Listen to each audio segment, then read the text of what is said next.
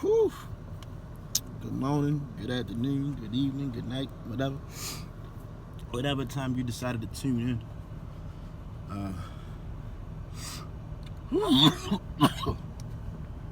Oh man.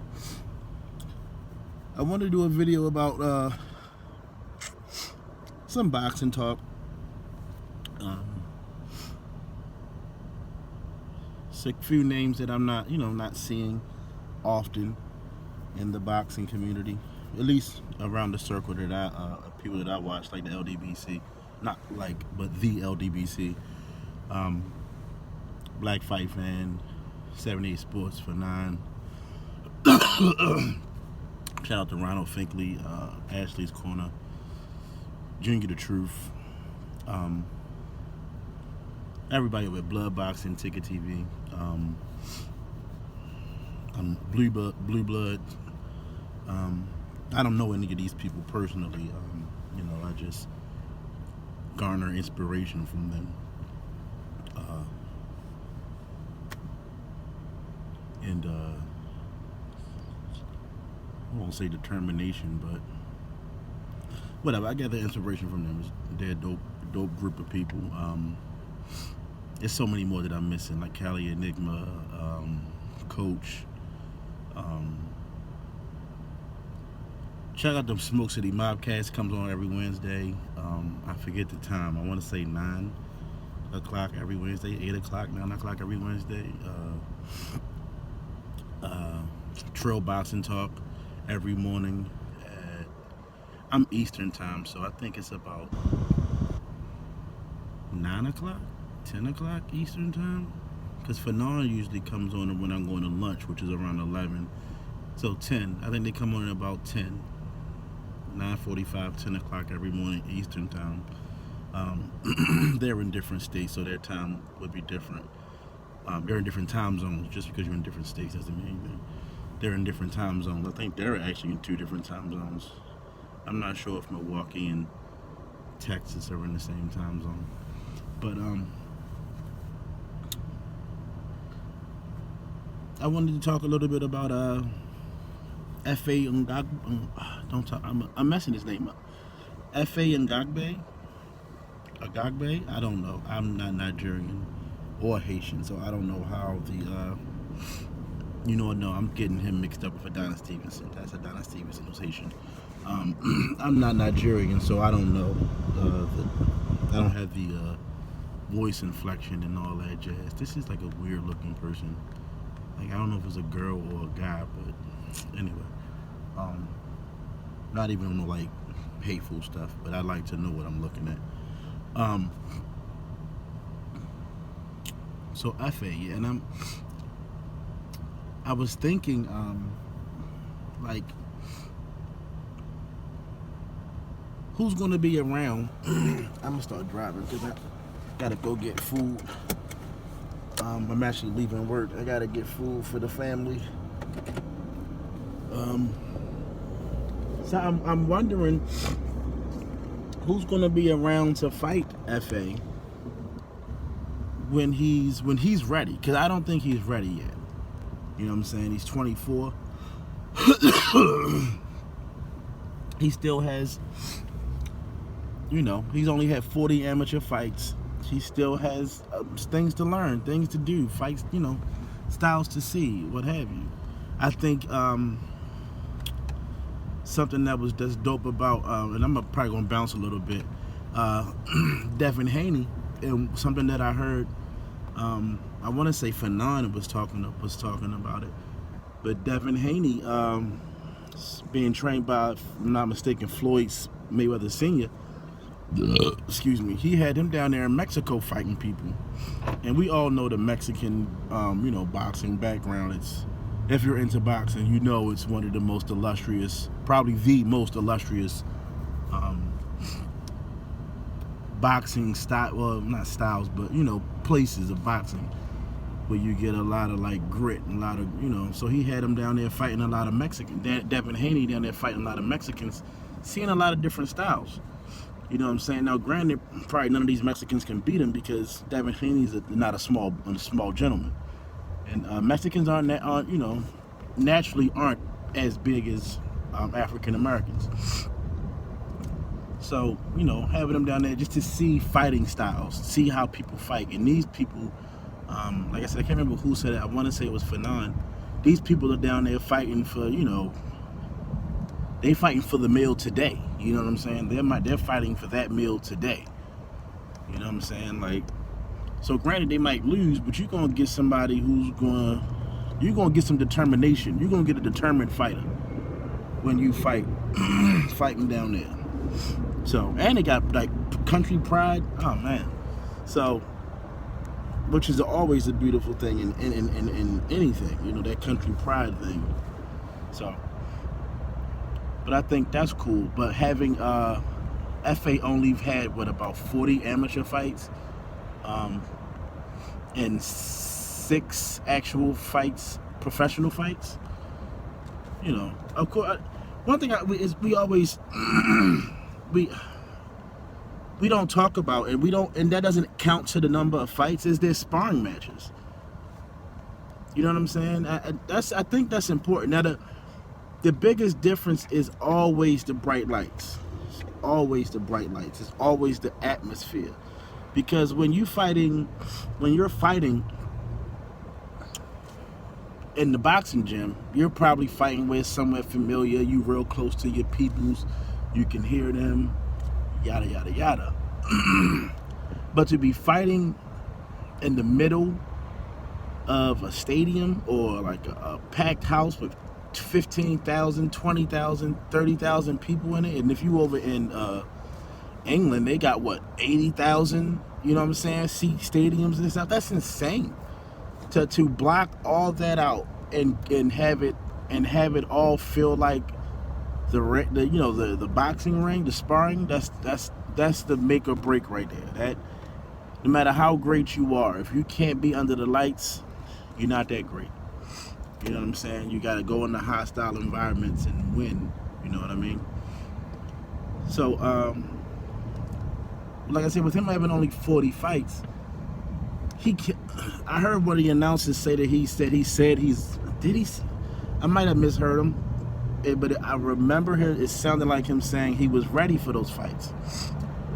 And I mean, granted, cool. Like, the heavyweight division is lacking at the moment. So, you know what I'm saying? Why not have him fight, some of the top dogs? Get rid of his O, so we not worried about that later in his career, because that O protection is a killer can be a killer to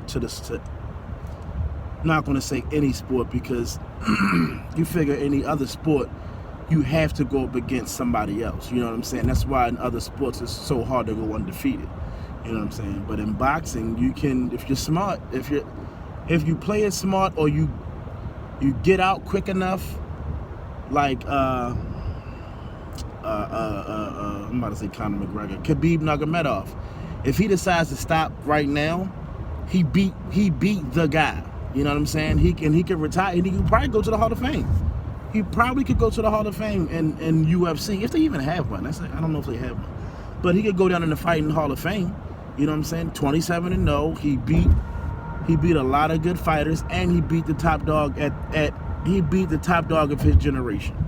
Granted, he beat him after being off for about 2 years and training for boxing or something like. I think he was training for just boxing and not really training for MMA. But still, he beat one of the top dogs. So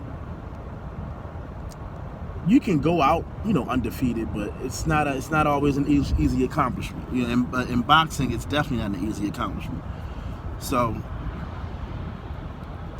it would be interesting to see. Like, if he's the earliest fight, the quickest fight for him, or I guess for the opponent, would have to be Luis Ortiz. If he's going to fight any of the top dogs, anybody with a name worth talking about, it would have to be Victor Ortiz, since Luis Ortiz, since Luis Ortiz is the oldest. You know what I'm saying? He's already either in his 40s or pushing 40. So you figure in the next 4 or 5 years, is he 3, 4, 5 years, is he gonna be boxing? You know what I'm saying? If he can come up on a couple nice paydays, which I think he should be soon, because I think he's got a payday coming on December 1st for Wilder. Then hopefully, maybe he'll get a few more fights after that. You know what I'm saying? Maybe he can get some big money. You know what I'm saying? For him and his family, for, especially for him and his daughter. You know what I mean? Because she's, I don't know the illness, but I know she's sick, and but I think she's better. I don't know, but if she, whatever, man, he needs the blessing. You know what I'm saying? Because he don't need to get done like Guillermo Rigondeaux got done. You know what I'm saying? That's terrible how they did Rigo. But yeah, and so that's the earliest one. I think in 5 years he would still have the likes of Anthony Joshua, maybe Huey Fury, Tyson Fury. Of course, he's going to have Daniel Dubois. I'm not sure how old Big Baby Miller is. Did I say Anthony Joshua? I don't know, but if I didn't, Anthony Joshua. But with the way that Joshua is dealing with Deontay Wilder, I don't see him fighting Efe. You know what I'm saying? I don't see him fighting Efe, especially if Efe get better within the next 5 years, which he should. He should get better, long as nothing crazy happens where he, long as he doesn't like end up like, it's fucked up to say, but Paul Williams. You know what I'm saying? Like, nothing crazy like that happening. He should be getting better in boxing and becoming a much better, fighter. Because of right now, one thing he has is one thing that you can't teach. You can't teach power. So we see that he has power. He has knockout power. That's something that you can't teach. You know what I'm saying? So if you already have that, you already on the ball. Ask Paulie Malignaggi. If Paulie Malignaggi had power, man. Paulie Malignaggi with power, oh my goodness, that'd have been issues for the world. He'd literally, because Paulie had a chin too. So he probably could have ended up being better than Roy Jones. Like, he could have been in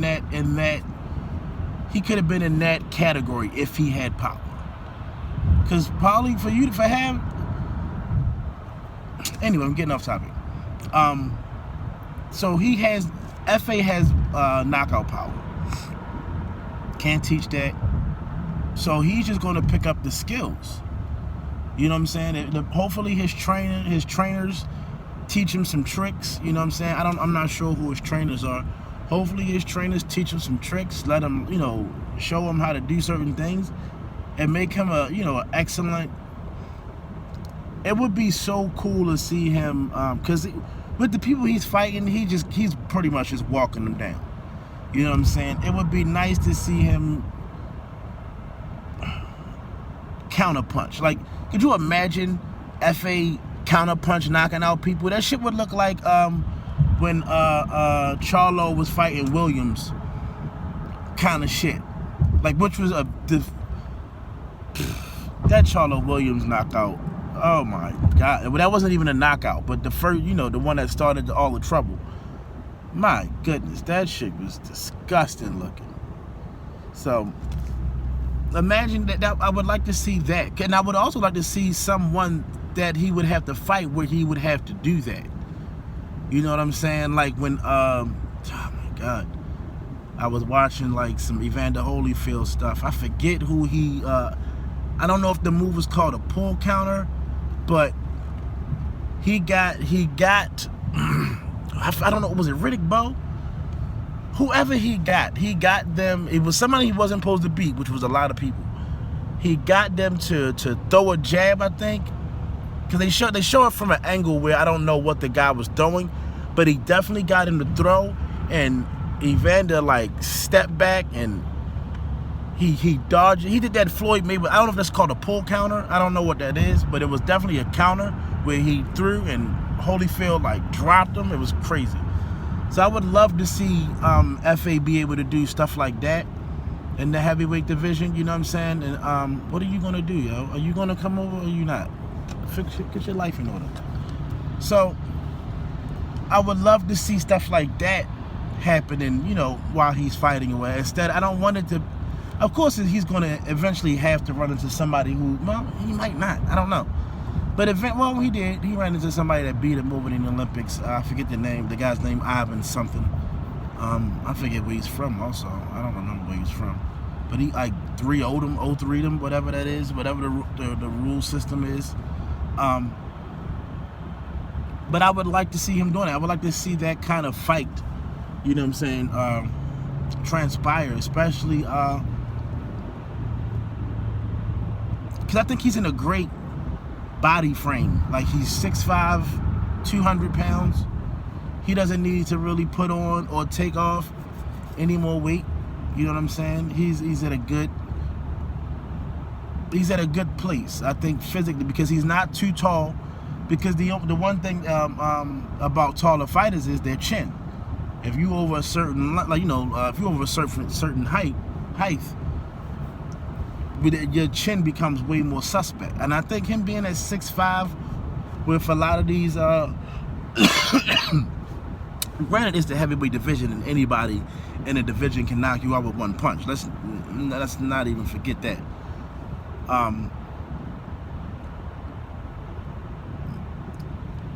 But for him to be 6'5", I think he's in a good range where, because it's not as many tall fighters, if I'm not mistaken. I think Spilker's tall, Wilder's tall, AJ's tall, but AJ's still shorter than Tyson Fury and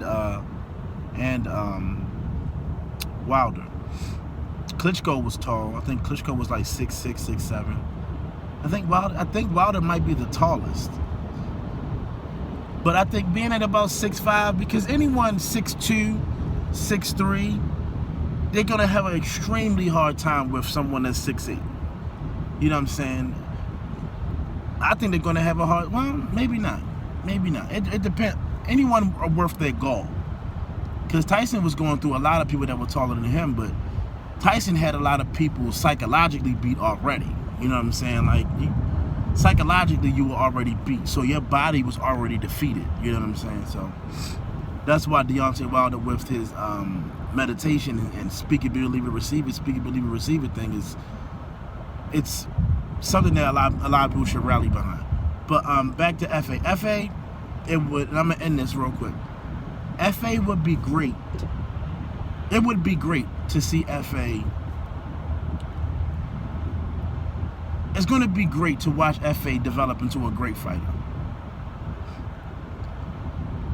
I just hope that he gets the proper training, you know what I'm saying, and doesn't... I hope he gets the proper training. He's already, if I understand correctly, he's already on the PBC, signed under Al Heyman, the Honorable Al Heyman. But the hardest thing is, like, getting the fights, because it seems like a lot of the heavyweights are over with DAZN and Eddie Hearn and them. Well, let me say Eddie Hearn and not DAZN. So who knows how that's gonna, transpire. Y'all don't know what y'all doing. Y'all have no, like, you have this little ass car and you are, oh my God. Like, I remember when I had to get a rental when I had a Ford Focus, you know what I'm saying? I never had like super big cars. Like, right now I got like a, little SUV kind of thing. I never had like super huge cars, but I could move in them joints. But if you're gonna when they gave me that Focus, like that little ass Focus that had some go to it, man, what? Drive out of control, man, out of control. That shit was so much fun. But yeah, man, I think that's about it. Hopefully Efe gets much better. Hopefully soon he fights some real competition. Like I said, right now, I don't think he's going to fight Wilder, or I don't think he's going to ever fight Wilder. Because unless Wilder's going to fight him before he has, 10, 12 fights, you know what I'm saying? Which, is it, I don't know. But yeah, so I'm going to end it on that, man. Peace, love, Westside loves you, man. Have a blessed evening, day, night, the rest of the time.